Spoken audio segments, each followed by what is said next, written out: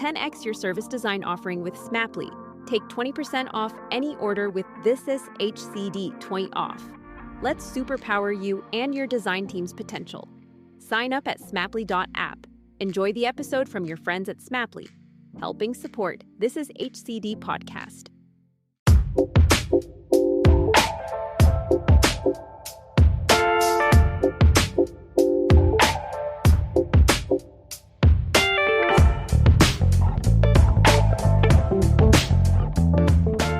Welcome back to This Is HCD, where we explore the intersections of design, innovation and human experience. I'm your host, Gerry Scullion, and today's guest is the remarkable Avril Copeland. Avril takes us on a fascinating journey from her early days in Dublin to the vibrant scene of Nashville before making a transformative leap into physiotherapy and health technology. We discuss how resilience, human-centred design and her entrepreneurial ventures with TickerFit and HACA Health have helped shape her approach to creating innovative solutions for chronic condition management. Now, Avril shares the passion that drives her work, the importance of building strong patient connections, and how her diverse experiences, ranging from adventure racing to the music industry, have influenced her creative and professional outlook. It's an inspiring conversation about the power of passion, community and continuous learning in achieving success. Now, but before we dive into today's episode, I'd like to thank our sponsor, Smaply. Smaply helps you visualize and manage your customer journeys seamlessly. Whether you're mapping user experiences or collaborating with your team in real time, Smaply offers a centralized platform to manage the entire journey, ensuring you stay connected with your customer needs. I've been a huge fan of it for over a decade and I use it daily. Now, let's jump into the conversation with Avril Copeland. Avril Copeland, I'm delighted to have you on the podcast. A very warm welcome. Maybe we'll start off. I've known you for a couple of years and we've done some work together over the years. But for our guests, or for our listeners, should I say, maybe we'll start off. Tell us a little bit about yourself, where you're from and what you do. So, yes, my name's Avril. I'm from Dublin originally. And, up the Dubs. And I went to school here, South Dublin, and left school and decided I had a big interest in media production, music. So when I left school, I went into media production and studied that. And after that, I, at the time, had a huge passion and still do really for music and around, especially country music at the time. Yeah. So decided I'd do sound engineering. So I did that in Temple Bar for a year. And at the time, I was also playing a lot of sports. I played Irish hockey for a good number of years. And at the time, you know, I'd been playing for years and we had just missed qualification for the Olympics. So, yeah, so I decided then the time was right to head to Nashville, Tennessee, as any... That's the logical step. Dublin school girl decides just head off to Nashville, Tennessee. Yeah. So I faxed around all the recording studios in Nashville at the time. And thankfully got a job in a recording studio called the Sound Emporium, Belmont Boulevard in Nashville. So I went there and I was there for 7 years in total. And so for the first 2 years, I worked in the music industry, in the recording studio, and then for country music songwriters for a few years doing tour management and business management. And then returned to college over there to study exercise science, given my history and background in sport, and then decided, I needed to get a real job and moved home to Ireland to study physio, worked in Beaumont Hospital for a few years, and then from that had the idea for developing a technology business, which I did, and that's kind of been the last thing that I've done. Brilliant. Well, it's been great to have you in the show, Avril. Thanks. I'm only joking. So you've lived about 4 lives. I mean, I remember when we first connected, I was just like silent, kind of going, wow. There's a lot of wow moments in that piece, like, you know, from the moment of nearly getting to the Olympics, which is a new one for me, folks. Avril hasn't mentioned that to me before. And then going off to Nashville. And I knew the story about Nashville, about going there. And a lot of my friends are musicians, ex-musicians or still musicians. If you don't think you ever grow out of being a musician, to be honest. But what did you learn from working in Nashville and studying sound engineering? And what has that given you as a practitioner, I guess, professional in the current world? What do you lean on when you look back in that time? It's a good question. What did I learn from my time in Nashville?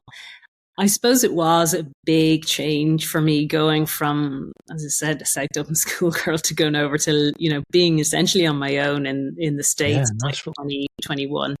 And I probably led quite a sheltered life up to that point. And then obviously going there, opened up my eyes to so many more experiences while I was over there. I think I just, there was the whole creative side of living in Nashville and being part of the country music kind of community, which has been probably a part of my life throughout. But also, I think just cracking on and just being open to new experiences, because it was very just, okay, what's happening next week or whatever, it was always kind of, what's changing. That term, fly by the seat of my pants type, Pretty Woman. Never knowing and kind of just being open to everything. It was just, I suppose the States is, I suppose they say the land of opportunity, and it really is. There's so much opportunity in everything you do, be it work-wise, personal-wise, sporting-wise. So, even the resilience that you need to foster in that space. Like, it's not something you can say everything's going to get handed to you on a plate. Yeah, you have to fight for it in the music industry in particular. Like, you have to prove your worth. All of those different pieces. Was that true when you went over there in the first couple of years?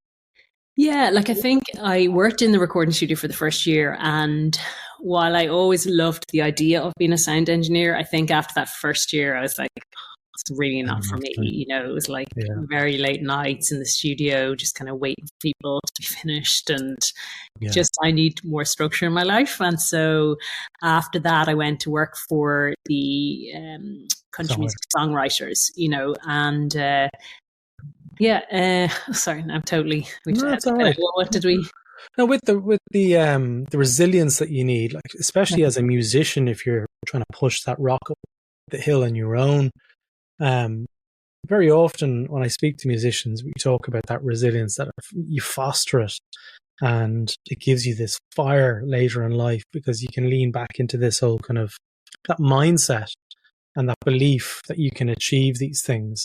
And I can see that throughout. When you were talking to me last week when we had lunch, we were talking, and I was like, God, there's so much resilience there, especially because you didn't mention that you've done ultra marathons. Yeah. That's just something, by the way, just drop into conversation.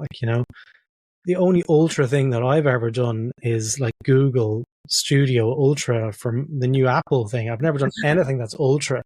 You just drop that in the conversation. You've done ultra marathon and you've done all these ultra, extreme events, which I want to come to as well. But I guess looking at what you've done over the last, say, 15, is that 15, 20 years probably? Is that on your age here? That whole music period, was there other things that you might have carried through into, say, the startup, for example, like that desire to break through and make it work? I think going to Nashville, I think it was the whole thing of I am very much a person that believes anything is possible. Once you put in the work, you can make it happen yourself. So that kind of shone through, just from having the kind of pipe dream of going to Nashville, working in the music industry and kind of getting through that. And, I was a mad fan of Garth Brooks, absolutely loved Garth Brooks. Say, your friends in lower places. Yeah, listen, don't be joking. And then ended up having dinner with Garth Brooks. Well, we had dinner with Garth Brooks, but yeah. You did? What was he like? Really sound. Yeah. As wonderful as I had imagined. Did he wear a Stetson at the dinner table? No, he didn't actually, I don't think. There you go. It's a guise that he puts on. He's not really. No, he's all that and more. But like, stay in this conversation, stay on the bit, talk about Garth Brooks more, Gerry. And I'm like, no, this is the wrong podcast for a Garth Brooks. No, I don't want Google to identify me as a Garth Brooks anything. So, I think the resilience, so I definitely have always had that mindset. So that kind of, and I think the more you do things like that, the more self-efficacy you build up, and you kind of realize, okay, it actually does work if I, have this idea and then put in the work and see it through. And I think also, as you mentioned, the adventure racing. So I did the expedition adventure racing, which essentially I was home. The first Christmas I was home from Nashville, I was watching television one morning and came across this show called the Eco Challenge, and it was in Borneo that year, and it was a Mark Burnett production, from Survivor and The Apprentice and all that. And it was mad. Like, it was these teams, co-ed kind of teams of 4, navigating an unmarked course with map and compass through the jungle for like 8 to 10 days. And I was like, oh my God, that just looks amazing. And I know what I'm going to do next. Exactly. So as soon as I went back to Nashville, I signed up for this course, like a week-long course in West Virginia, to learn to navigate, mountain bike, climb, kayak, and all that good stuff. And so I went and, did my first race then, and then started doing expedition racing. So that definitely, I think, like anyone who's done kind of expedition length adventure racing, like, 8 to 10 days in the wilderness over like 900 kilometers, with 3 other people, and night and day, with like 2 hours sleep or 3 hours sleep per night. Like, you have to be resilient to get through it. Like, there's so many highs and lows, like they call it like this microcosm of life, all the highs and lows of a lifetime built into that like 8 days.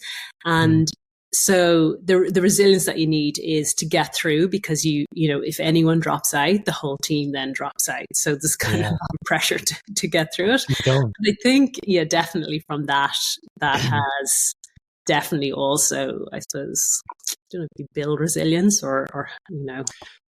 But I think that's part of your DNA as well. I think, like, and without going too much into a personal story in the background, but Louis Copeland is your dad. Famous tailor.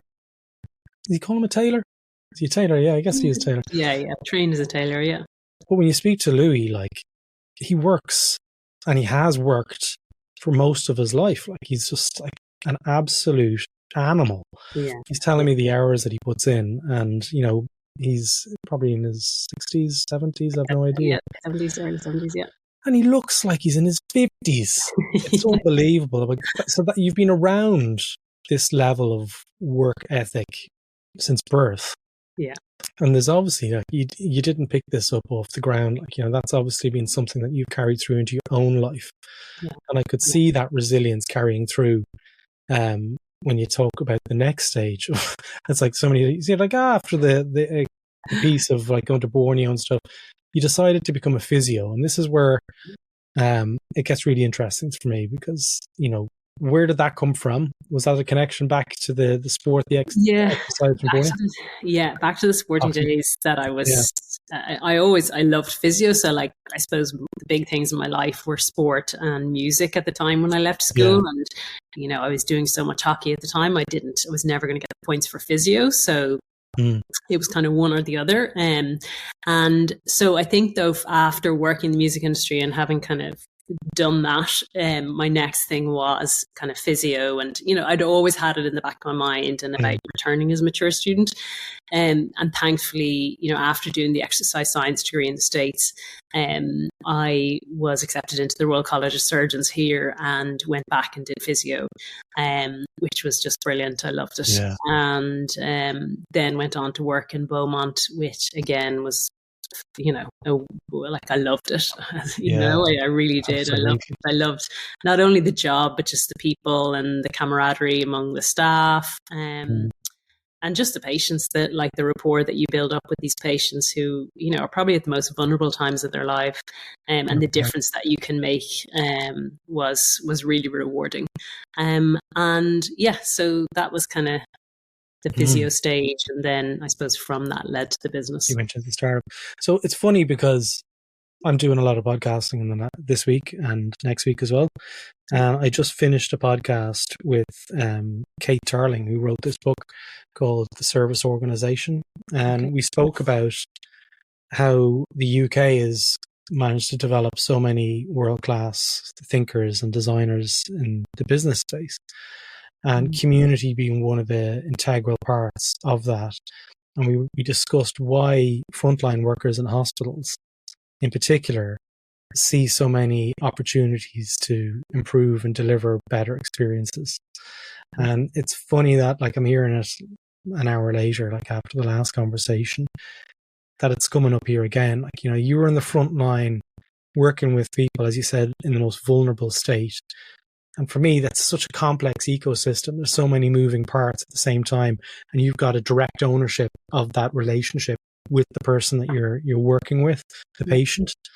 So walk me through, like, where you had this kind of moment of opportunity in your head to actually making something happen. That's the bit I'm really interested in, because I identify you, Avril, as a really great change maker. You've taken a problem, you've seen a solution, you've marketed it, and, you know, we can talk a little bit more around that.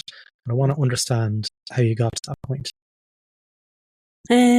So I think, so I worked, when I was in the hospital, I worked in outpatients quite a bit, and then obviously up on the wards, and it was more so probably in outpatients, which is more obvious. But, you know, we were seeing patients come in and they were being referred for, say, arthritic knees, you know, and our job was around, you know, giving them exercises around strengthening their quads and, you know, their lower limbs. And some of these patients would come in and, you know, they had arthritic knees, but they also, you know, could be obese or have high cholesterol and have all these kind of serious risk factors or significant risk factors for chronic conditions, or some were living with chronic conditions. And yet we weren't really addressing those just because you just don't have the time. And, you know, you're in there, get the exercises and, you know, support the patient in learning those exercises, and then see that patient again in a few weeks. Yeah. And so it was quite transactional in that respect, but I felt that you do, with patients in the hospital, be it in outpatients or up in the ward, as I mentioned, like, you do build up this rapport with patients, and they do trust you. And like, I always felt when I gave more to patients in terms of, you know, checked in with patients, how they were getting on, they really felt like I was their coach, you know, in that they really felt, God, this person cares that I'm actually doing something, and therefore would actually do the exercises or whatever else. And that kind of translated. Then I was doing research for the Irish Society of Chartered Physios at the time around the role of health professionals in prescribing exercise and education for supporting patients around their lifestyle. So not just specifically around, you know, quad exercises, but other interventions around diet and all of that good stuff. And I found, you know, there was two main reasons why health professionals don't routinely do it. So as in, like, say, you know, physios and other allied health professionals or GPs. And one was time. They simply just don't have the time. And the second was around confidence in their ability to, you know, especially when it comes to exercise. Like, if you have a patient who has some cardiac condition and you're a bit concerned, you don't want to be giving them some random exercise program just in case, you know, because there's also the medical legal aspect that you have to be aware of.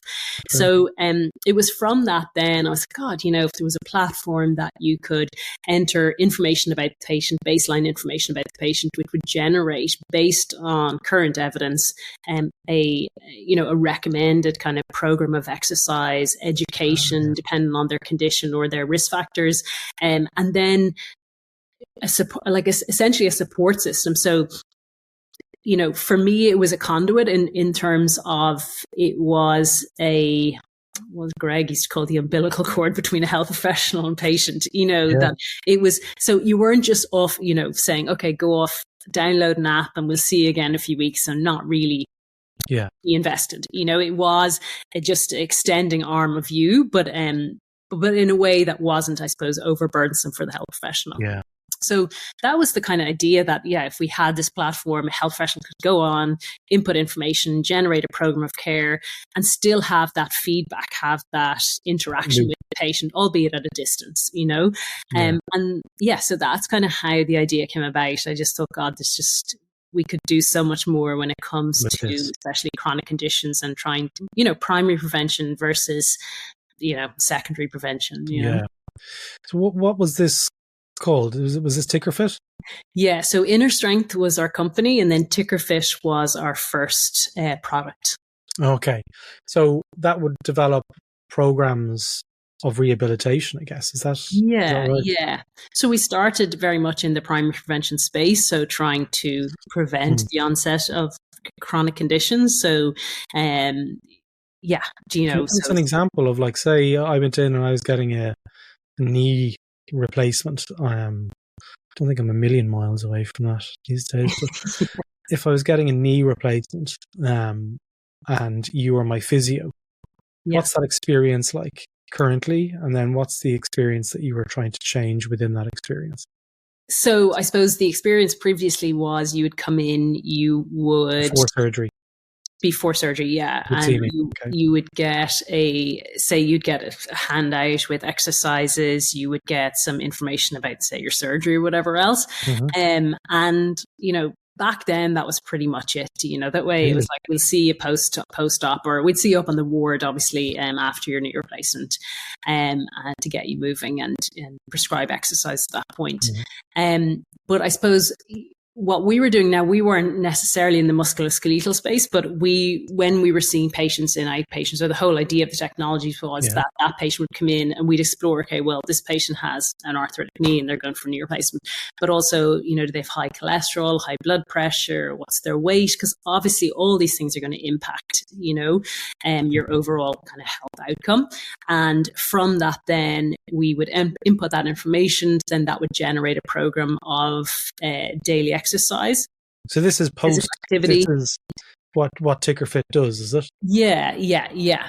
And then video content. So it would basically take that information that we would input, and then you know, the different videos would be tagged. Okay, high cholesterol patient with, you know, male with high cholesterol, and it would put together a personalized content, you know, or educational content or program for that patient. And then that would, over time, you would trigger that information to go, you know, it was all, you could configure it whatever way you wanted. But also your engagement then would be tracked and then fed back to the health professional. So the next time you're in, I would be able to sit down and go, okay, well, look, I can see you're doing great here, but what happened this week? Or they have to track their activities as well, presumably. Yeah, so we'd integrated with the Apple Watch, Fitbits, and all that good stuff. And I suppose back then, even before Fitbits, we had Greg, my CTO, Greg Balmer, had use the accelerometer in the phone, you know, around tracking steps. So we had figured out ways to do that too. That's obviously all before Google so Fit. This was probably 2011, 2012, was it around that time? Yeah, exactly. Yeah. Because the Fitbit started to come out in 2012, I think it was around that time. The drop. Yes, 12, so you were developing all that and was integrated, and then how did that data then permeate into the hospital? So one of the challenges within startup is getting it in, and then how it integrates with other software. So that's usually one of the biggest challenges. How did you handle, or how did you approach, after you've created it, getting it into a hospital, and then also how you handle that conversation with, like, does it integrate with Outlook? All of those questions. We were probably lucky in that it was early days in that whole scene. It was very early days. So we had a standalone, we had a web-based app, you know, that had essentially the platform. And so so that was, I think, towards the end, we were, you know, those conversations were coming in, and in terms of feedback. But I think, you know, we were very much focused on the HSE and the NHS, and there's a lot of legacy platforms. So it was kind of, okay, well, like, what's the point in integrating with these platforms when these are going to be changed pretty soon, you know, or there's different different systems in every single hospital or every few hospitals. Unique. So it was just like, you would have just spent most of your time doing integrations versus actually and then supporting the integrations as well. Yeah, exactly. Yeah. So I think obviously that's changing now, but that was kind of the case back then. So they needed a computer, like the physio needed a computer, and the, I can't say recipient, but the patient would have needed a computer, an app, and if plus or minus Fitbit or Apple Watch or whatever. Okay, very, very good. So with all that going on, this took you up till, was it 20? I have no idea what year it is now. Up until the last couple of years, is it? Yeah, so we focused on TickerFit, and then we built HACA, which was, we won a contract with the NHS around supporting children and young people with long-term conditions. And so we had this kind of foundational platform that essentially could be used in different chronic or, conditions. And we presented the NHS, and thankfully, as I said, won this contract, and we developed out HACA Health, which was for children living with cystic fibrosis. Okay. So we worked on that with the NHS and UCL at Great Ormond Street and the researchers there. And that was a really, I suppose, great project as well. So your role here in this, like you mentioned, Greg was your CTO at Inner Strength Health, is it? Strength, yeah. Okay, I always get it backwards. So what was your role through all of this? Was this, how would you describe it? Bottle washer, CEO. So I suppose I kind of had set about setting up the company back in 2012. CEO. Yeah, CEO. Yeah, exactly. And then Greg came on as CTO, and we had Jane, and we had, more front end and back end developers. So, I was CEO throughout the whole thing. So if you had to describe what your key learnings were from working on TickerFit and HACA Health or HACA Health? HACA Health, yeah. HACA as in like the All Blacks, HACA. Yeah. How would you approach design and human-centered design and the importance of design in how you approach, say, even like future projects that you take on? Yeah, I definitely have a much bigger appreciation now of human-centered design. So when we started out with TickerFit, it was very much like, I was like, build it and they will come and they'll use it, because we know best. And it was a very naive and probably ignorant approach. And, we remember we had one kind of trial we were doing, and we onboarded all the patients, and this trial was in cardiac rehab. So for patients who'd had a cardiac event who were trying to recover and recuperate and prevent another cardiac event. And so many were older adults, and we onboarded them and couldn't figure out, a few days later, they were all totally off the platform. Like, what's going on? This is, we didn't think it was this bad, and soon realized they couldn't remember their passwords. So that was a big issue. And, then Greg came up with, with Slack, like the magic links or whatever. And then obviously that changed all that. So that, and if we had done the groundwork initially, we would have realized that was potentially an issue that we could have solved from the get-go. When we worked on HACA, we took a very different approach. So we worked with a user research agency in London, who were amazing. And essentially, before we did anything, we spent a good few weeks talking to patients, talking to health professionals. A few of the guys went out and just spent days with the kids and their families, really trying to understand their day-to-day of living with CF. And we joined, as I said, we partnered with the UCL and Great Ormond Street and some of the researchers there. And one who's a friend of mine, actually a physio, Sarah Rand. And we were like, oh yeah, if we do this, this and this, they'll use it. And when they went out to the kids, they were like, allergic, not a chance. It was a very different approach. And so we totally, everything that we thought going into that project completely flipped on its head after doing the research. So yeah, it gave me a whole new appreciation, and if I was going to do it again, I would very much focus on that from the get-go. Yeah. I'm hearing, again, the resilience piece going through, like the whole kind of the ability to, not, I hate saying fail and get better and all this kind of stuff, but like the ability to face that potential rejection, potential change, all of these different things. If you speak to people who are coming out of university or speaking to people who are getting into this space and they don't possess that, like, okay, maybe they haven't been exposed to it from birth like you were. Yeah.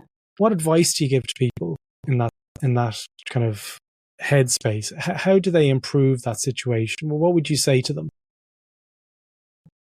In terms of like getting through the whole kind of startup, like absolutely, because like there's so many people out there with who are on the front line or who are working in complex systems, and they see opportunities and they want to improve it.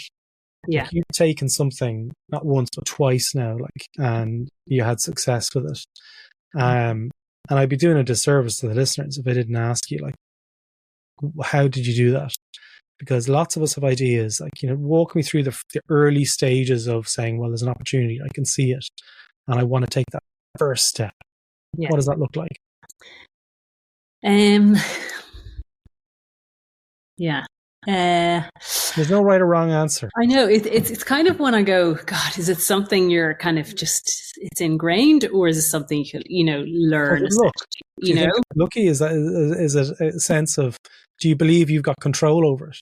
Yeah, I think it's just about having the self-efficacy to know that actually you can do it if you want. But I think number one for me is the passion, and to know actually, like, because, to be honest, over the years I've had lots of ideas about different things. I remember like signing an NDA with a company in the States when I lived in the States about I used to, every time I put my mountain bike or my kayak on the top, sometimes it happened to my friends, we'd always forget to, like, you could go into an underground car park and then smack, And so I was like, God, if there was like a laser type thing. And I remember, and I was like, had this idea, but like, I wasn't passionate about it, And so I never followed it through. I was like, it's just not, and, so I had these different ideas over the years, but I think this one I just felt so strongly about, that I just felt that we were just missing a trick, and there was just, I really did. And I just found, when patients left, clinic or the hospital, like, it was like,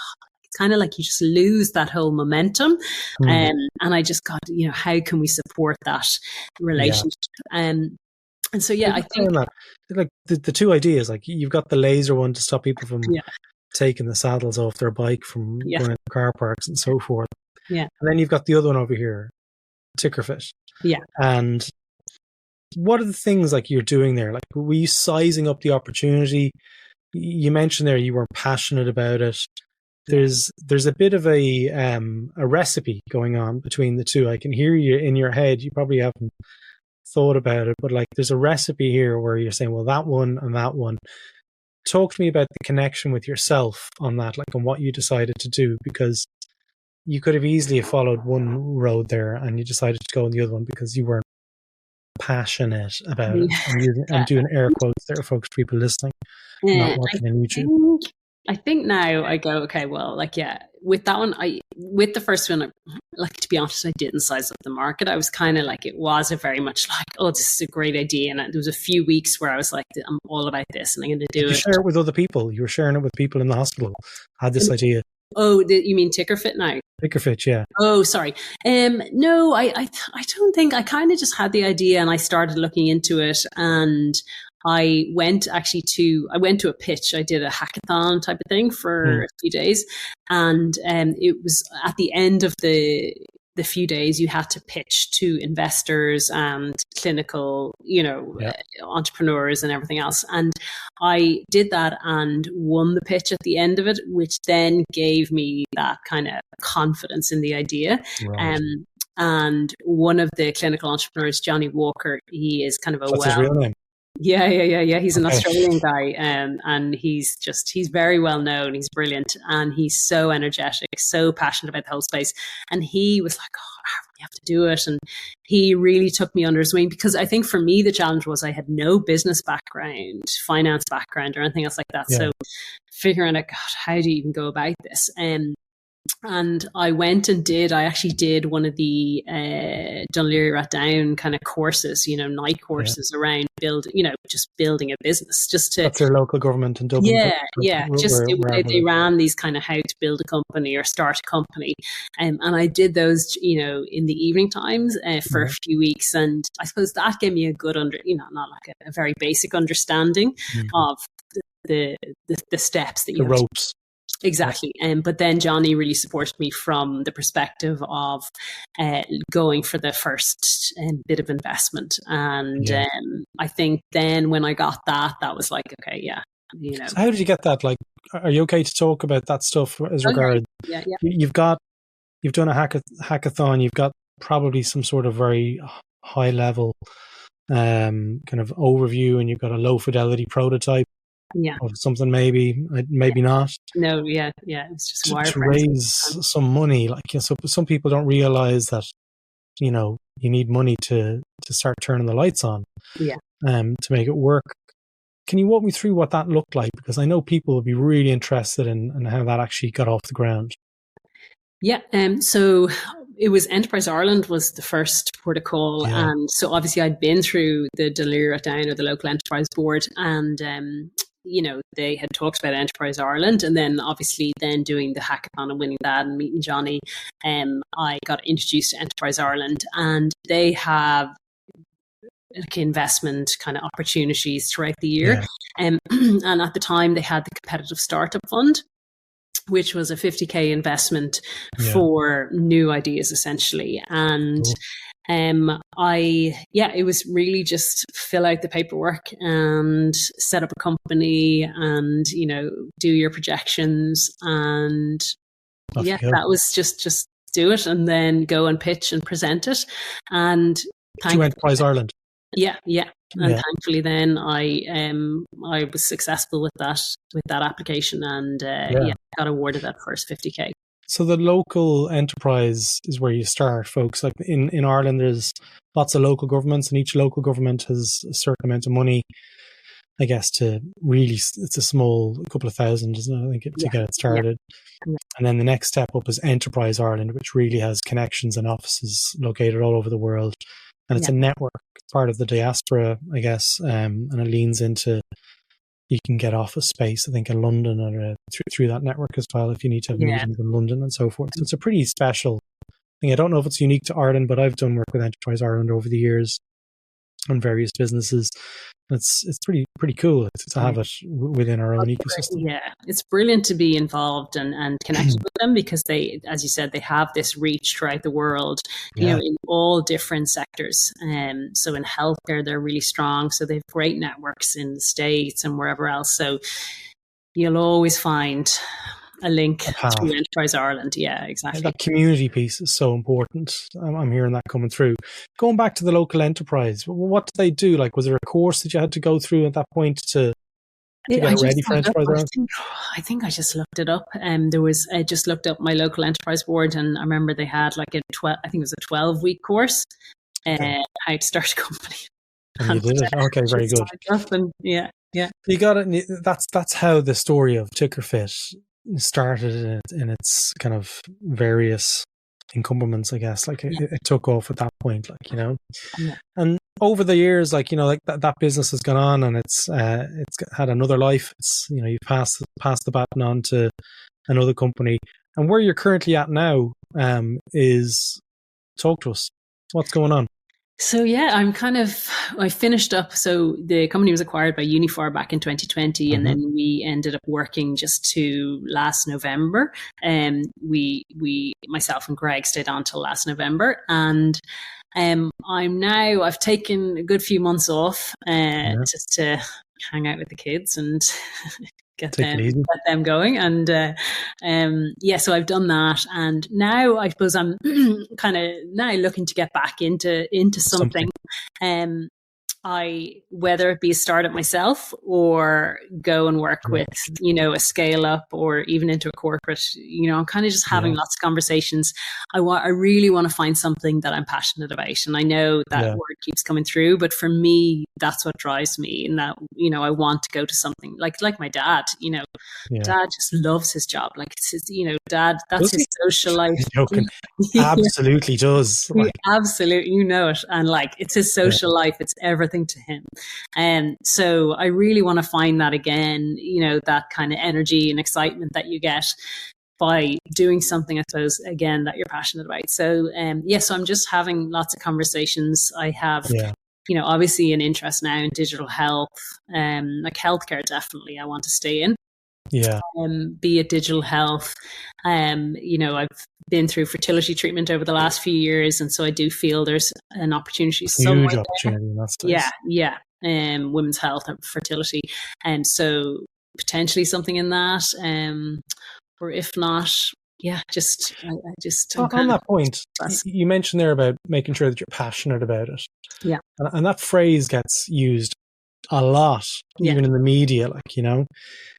What does it mean to you? What does that mean in terms of what you do next? And why do you feel that's so important? Because I think life is short, and I think you have to do something. Like, you spend so much of your life working. And for me, it just has to be something that I enjoy and that drives me and wants me to go in every day, or gives me the want to go in every day or whatever I do. So I do. I just, it's just something that, what's the word? I don't know if it's like your purpose, your values or your purpose. That you just feel, God, I can really contribute to this and make give value. Yeah.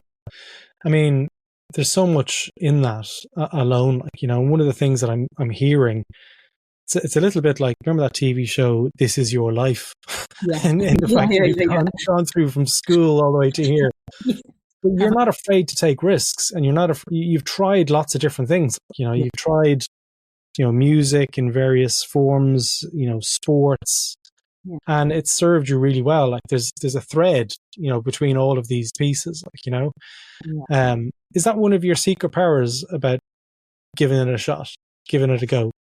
I think for anyone, it's like, I think, when you talk about children, and, I have my 2 little ones now, and about getting them involved in sport. And because I was so involved in sport, I'd love for them to be involved in whatever sport. And, just from reading about it, it's really just about opening their eyes to every sport, or giving them an opportunity to be involved in each sport. And eventually they'll find something that actually they're passionate about, and I think that's like that for everyone and for every part of our life. It's like, it's definitely in work. As I said, I'm having all these conversations now, trying to find something. And I think eventually I will come across something. It's just kind of keep trucking and having conversations and talking about it, So look, Avril, it's been absolutely fantastic chatting with you. I'll put a link to your LinkedIn, if that's okay, in the show notes and stuff, for people to reach out and ask questions and follow. Like, Avril's a really inspirational person. I just find it really kind of empowering to hear a story like this. And like what we do in this podcast, we like to have people on and talk about their stories so we can all learn from them. Sometimes learn from their mistakes, but in your case, it just seems to have gone from strength to strength. So I'm wishing you the very best of luck in the next couple of months and years, when whatever you decide to do, and maybe come back on the show and tell us how you're getting on, and if you ever need any assistance from the Human Centered Design Network, we're always here. So thanks so much for your time and energy today, Avril. Thanks a million, Gerry. Great to talk to you.